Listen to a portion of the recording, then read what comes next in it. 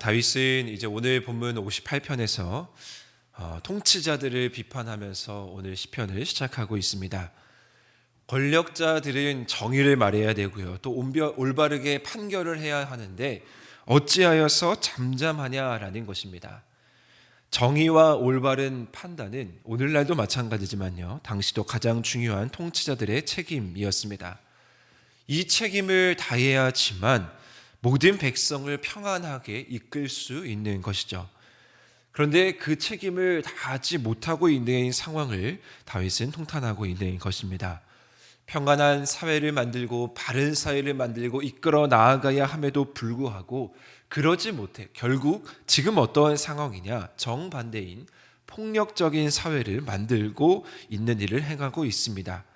다윗은 그 이유를 꼬집어서 이야기하고 있습니다. 그들의 중심에 악을 행하기 때문이다라는 것입니다. 중심에 악을 행한다라는 것은 마음으로 악을 선택했다라는 것이죠. 모든 결정을 내리는 이 중심 마음이 이미 병들어 있어서 마음이 잘못되니 자연스럽게 그것이 세상에 드러나게 되어서 결국 폭력적인 사회를 만들어 간다라는 것입니다. 마음, 이 중심의 문제는 참으로 중요한 일이죠. 왜냐하면요, 마음이 바로 서 있어야지만 모든 사람이 상식적으로 그리고 정의와 올바른 판단을 할 수가 있습니다. 오늘 이 시를 기록하고 있는 다윗은 누구보다 이 마음의 문제를 잘 알고 있었습니다. 왜냐하면요, 하나님께서 바로 이 마음을 눈여겨보신다라는 것을 알았기 때문이죠. 하나님께서 타락한 사울 왕을 뒤를 이어 이제 왕을 세울 자를 찾을 때 사무엘에게 무엇이라 말씀하셨습니까? 용모와 키를 보지 않고 그 왕을 세운 데 있어서 중심을 보시는 하나님에 대해서 말씀하셨습니다. 즉 하나님께서는 외모를 보시는 것이 아니라 마음을 보신다라고 말씀하셨죠. 과연 그 사람의 마음이 하나님께 향하여 있느냐라는 것입니다. 그리고 이어서 선택된 다윗, 하나님께 어떠한 평가를 받게 됩니까? 하나님 마음에 합한 자였다. 하나님 마음에 합한 왕이었다라는 평가를 받게 됩니다. 지금까지도 가장 존경받는 왕 중에 하나로 남을 수 있었던 이유가 바로 여기에 있다라는 것이죠. 따라서 우리 마음 가운데 하나님을 향한 선을 행하는 것, 우리 마음이 하나님을 향해 있다라는 것 참으로 중요한 일입니다. 그런데 오늘 본문의 악인들은 그러지 못했습니다. 그러면서 악인의 특징을 이어서 기록하고 있습니다. 이들은 불행히도 이들의 악이 모태에서부터 시작되었다라고 말합니다. 나면서부터 그들은 악인이었다라는 것이죠.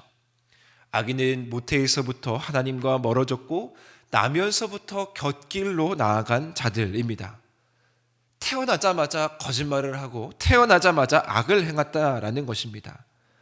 이 얼마나 불행한 일입니까? 한 번도 돌이킬 생각조차 안 하고 그저 나는 그 순간부터 악인은 오로지 계속 곁길로 가고 계속 악의 길을 간다라는 것이죠. 얼마나 완고한 그 악의 모습을 우리는 살펴볼 수 있다라는 것이죠. 그리고 그들의 인생이 뱀과 독사같이 빗대어 있습니다. 악인들의 입에는 독사처럼 독이 담겨 있습니다. 따라서 그들이 말을 하는 것 자체도 독이 담겨 있기 때문에 그들은 언제든지 사람을 죽일 수 있는 자들입니다. 또 얼마나 그들의 모습이 고집스러운지요. 다른 사람의 말을 들으려고 하지 않습니다. 오늘 본문에서는 귀머거리라고 묘사되어 있는데요. 그래서 술사들의 홀리는 그 소리도 능숙한 술객의 요술도 전혀 따르지 않고요. 오로지 곁길, 오로지 악의 길을 걸어가는 데만 혈안이 되어 있는 모습입니다. 그러므로 그 악인의 독은 제거할 수가 없는 길임을 우리는 악인의 특징에서 살펴볼 수 있다라는 것이죠. 치명적인 위험을 가지고 있고 고집스러운 모습을 가지고 있고 거기에다가 권력까지 더하고 있으니 아무도 능히 그 악을 이길 수 없다라는 그 모습에 다윗은 애통해하고 있는 것입니다. 그래서 이제 다윗은 6절부터 9절까지 이 완고한 악인을 향해 하나님께 저주를 기원하고 있습니다. 6절부터 9절까지의 말씀을 통해 한 신학자는 이것을 뭐라고 별칭하고 있냐면요, 보복을 구하는 기도다라고 이야기하고 있습니다. 다윗은 이 악한 통치자들의 현실을 주님께서, 이제 하나님께서 직접 개입하여 주셔서 이 모든 문제를 해결해 주시기를 바라고 있습니다. 힘센 통치자들, 악한 권세와 그 음모를 감당할 수 없기에 주님께서 직접 해결해 주십시오라는 기도입니다. 단순히 악한 세력에 맞서 내가 이기고자 하는 그런 정도의 기도가 아니라 모든 악한 권세가 이 땅 가운데 사라지고 하나님의 올바른 정의와 하나님의 올바른 공의만이 이 땅 가운데 가득하기를 바라는 시인의 기도입니다. 그러면서 다윗은 이제 하나님을 본격적으로 부르기 시작하죠. 6절 말씀에 보시면요, 하나님이여 라고 부르짖습니다. 하나님이 이 문제에 개입해 주십시오라는 기도입니다. 그리고 그들의 입에서 이를 꺾어달라고, 즉 이를 부러뜨려 달라고 기도합니다. 이를 부순다라는 것은 구약 성경 말씀에 몇 번 등장하는 표현입니다. 이는 거짓말을 말하는 사람에게 하나님께서 심판해 주시기를 바랄 때 이를 부서뜨린다라는 표현을 사용합니다. 그리고 7절에 완전히 그들이 무력해지고 완전히 그들의 힘이 없어지기를 기도합니다.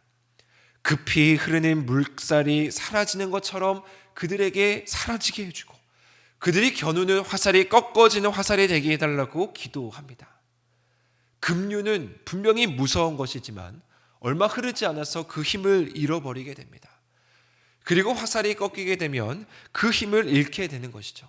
악인들이 그러한 모습으로 급류같이 처음에는 강한 것처럼 보이지만 곧 사라지게 해주고 화살이 뾰족한 것처럼 보이지만 꺾어지게 해달라고 이 시인은 기록하고 있습니다. 그리고 8절에 소멸하여 가는 달팽이 같기를 기도합니다. 소멸하여 가는 달팽이는 어떠한 모습입니까? 다 말라 비틀어져서 껍데기만 남아있는 모습을 묘사하고 있는 것이죠. 악인의 모습과 같다라는 것이죠.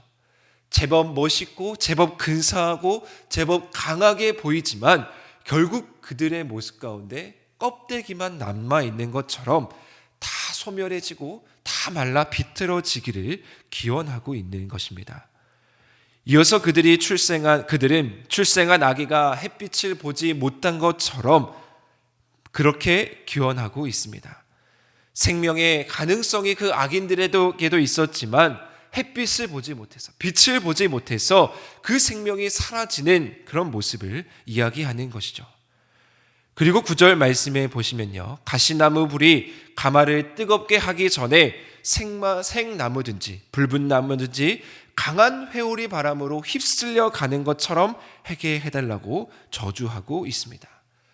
불이 붙기 전에 또 불이 붙어도 회오리 바람이 불으면 그 불이 날아가 사라지는 것처럼 하나님께서 개입하셔서 하나님께서 바람같이 임하셔서 악인들의 계획, 악인들의 뜻대로 되지 않기를, 하나님의 심판이 그 가운데 임하기를 바라고 있는 것입니다.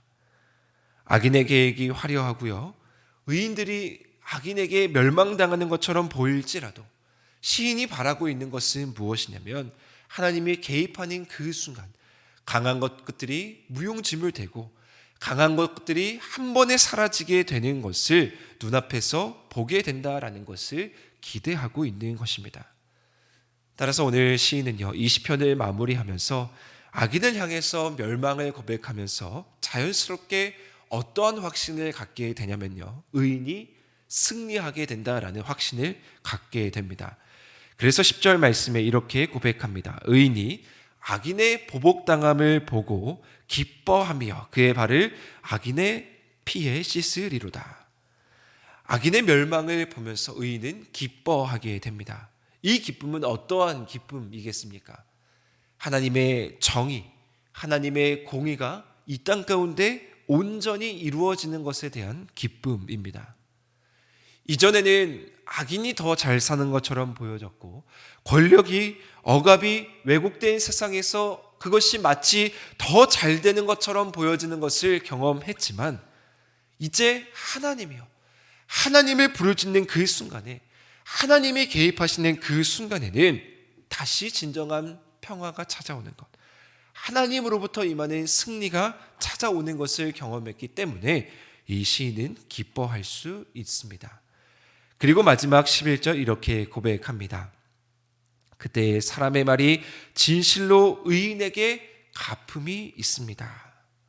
의인에게 갚음이 있다라는 걸로 오늘 시를 마무리합니다. 여기서 갚음은 어떠한 뜻이냐면요, 열매를 뜻합니다. 즉 의인에게는 열매가 있다라는 것이죠. 의인이 상을 받는다라는 얘기입니다. 의인은 묵묵히 자신의 뿌린 대로 거둔다라는 말씀입니다. 따라서 우리는 이 말씀을 통해서 이러한 교훈을 얻을 수가 있습니다.